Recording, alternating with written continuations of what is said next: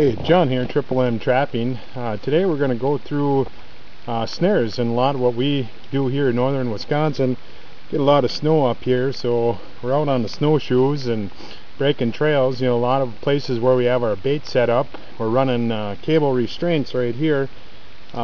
This is Wisconsin legal. It's got a non-locking lock on here. It's 285 pound breakaway, and then it's also got the deer loop down below.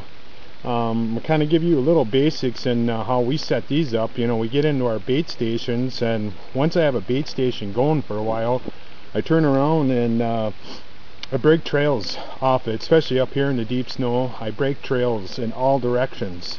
I'll go out 100 yards one way, come back, go exact opposite, and what you're going to find out is a lot of the game coming into your bait stations, they're using the same trails. And number one, if you're setting on these trails, you're going to catch fur.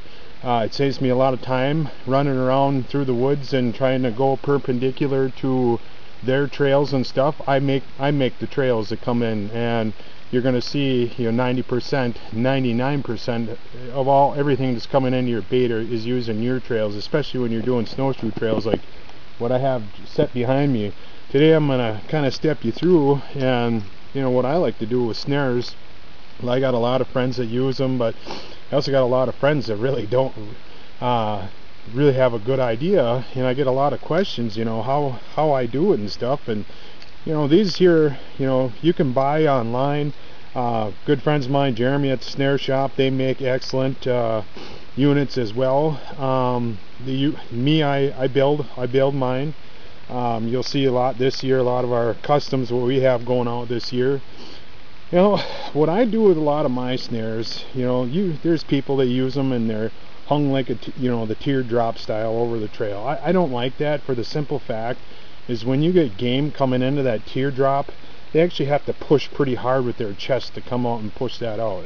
I like something when it's coming through on my trail. I load my snares, and I'll show you in a second how I do it. They're not snares, cable restraints, but I load them actually. So when the game is coming on the trail, you know, I mean, they bump it and it wants to come down, and I'll show you exactly how I do that. For those of you that don't know how to load your cable restraint or snare, you can just what I do is I grab it right by the lock, hold it directly in line, and I pull up maybe 6-8 inches. You can see it kind of starts to form this loop just like this. So now I made this round. You can go a little bit further if you want. Another easy way to do it, what I've always got, you know, generally with me is a screwdriver, or, you know, especially when I've got the cable restraints out, I always have my snippers. You can take your snippers, hold that lock again, pull it down, so it's got it pretty round at that point. Now you just made curve to this loop. It's going to want to throw this lock down now, and when I set, I don't know if you can really see that, here's my stop for my maximum opening. I always set my lock good two inches down off of that. You know, that's plenty for coyotes and stuff. And here's my anchor point where I'll go to my number 9 anchor wire. Now at this point right here with this curve, this loaded cable right now, it's already wanting to throw my lock down automatically versus the teardrop style.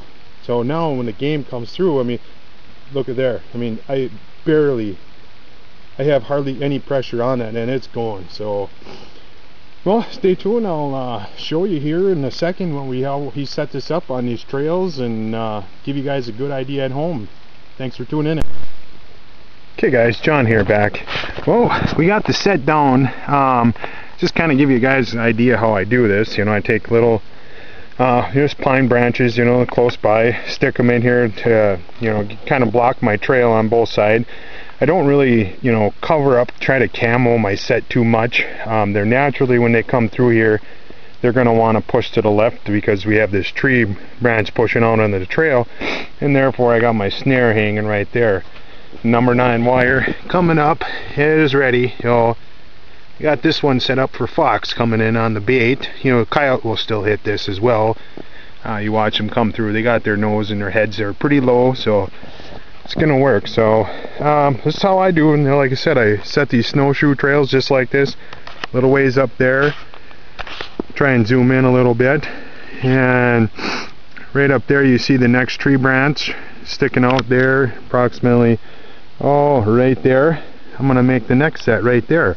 I get as many as I can when I, get into these areas like this. Even an area like this, I'd say within this acre I'm gonna have at least 9 to 10 set, on these snowshoe trails. But I'll go both ways, like I said, and just keep it set up like this. Deer, I don't really worry about, and once in a while I'll put like a chin stick down here, but with enough snow like this, a lot of times what I do is I'll just kind of, have a snow pile, so they're going to naturally want to pick up their head anyways, but you can throw a stick in there, just a chin stick to bump their head up through it, but I'm pretty low enough on this, they're going to catch it from the top or the bottom. I'm not really concerned about it. Deer, I'm not at all concerned about catching deer and needing jump sticks. I've never needed them in any of my sets ever, so stay tuned. Thanks guys for tuning in. You can follow us more at N Trapping on Facebook. I'm John. I'll be giving you a lot more tips throughout the winter on our northern trapping here, and just hard winter this year. We got a lot of snow early off, and well, we're gonna do her. Stay tuned. We are northern Wisconsin, December 25th. Hi, I'm John, N Trapping here. Take you guys through some of this, give you some pointers and tips. I already showed you on the cable restraint, how I set them up and everything on the snowshoe trails from the baits and everything. I kind of give you guys some, ideas and area. In this pine where I set a lot, I have to have the 5 foot distance, with nothing over half-inch vegetation here in Wisconsin. So basically no entanglement posts at all. But I'll give you guys some ideas and where to set on these trails and stuff, and how I use even the simplest things, pine branches that stick out 5 feet away, as guide sticks to push the canine where I want to and get them in the loop. Oh, here we are on the snowshoe trail again, showing you guys, giving you some ideas and places where to set. And we got this trail coming down. There's a little ridge running up here, and we've seen some fox in the past and everything else. Come down, they start following our snowshoe trails here, northern Wisconsin. The snow's so deep. Just give you kind of an idea how and where I set up, with, especially using the cables here. You can see here, I got this, I'm using the tree branches to my advantage for a nice pusher for my snowshoe trail. And right on the opposite side right here is where I'm going to set the cable. And I might just turn around and put like a pine bough over there, just to kind of blend in my number 9 wire coming up. And I'm using this tree branch naturally as to push the canine's head over towards my loop and stuff, and keep it fairly low. And another spot to set here, we'll kind of go along here and show you some other places as we go here. Stay tuned. Another time here in northern Wisconsin, this is be a whole nother segment. We'll be out here with the KB traps, but again, here we are on my snowshoe path.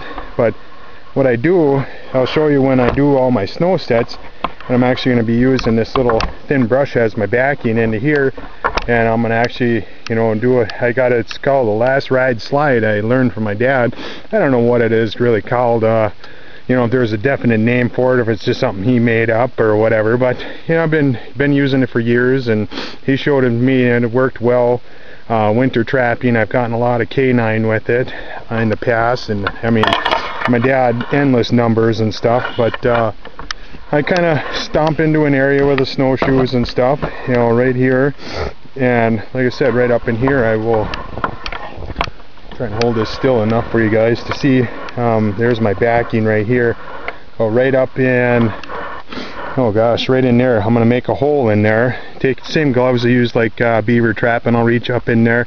Sometimes I take short stovepipe with me, and I'll put my little hole in the ground that way and just leave the stovepipe in there, bait it, and I'll set my trap right down in here. I'll bed that KB, some wax paper right down in here, and just leave it just like this right off my cable restraint trail. So when I'm out running cable restraints, guys, I'm also running footholds. I'm running pose sets, I'm running baited sets, anything I can do to keep putting fur in the shed. Stay tuned.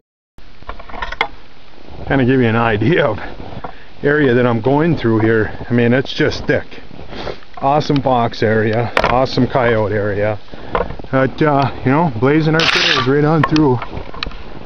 Well, another spot right here, right on the other side of this, right here. There's going to be another cable right here. Already have a natural little tree right here. Cable, another branch right here. They're going to want to travel on this snowshoe trail, guys, everywhere off your bait sites. You know, I know they always tell you, you know, set perpendicular to your trails. Well, save yourselves a lot of time, get some snowshoes, make your own trails. They're going to use them.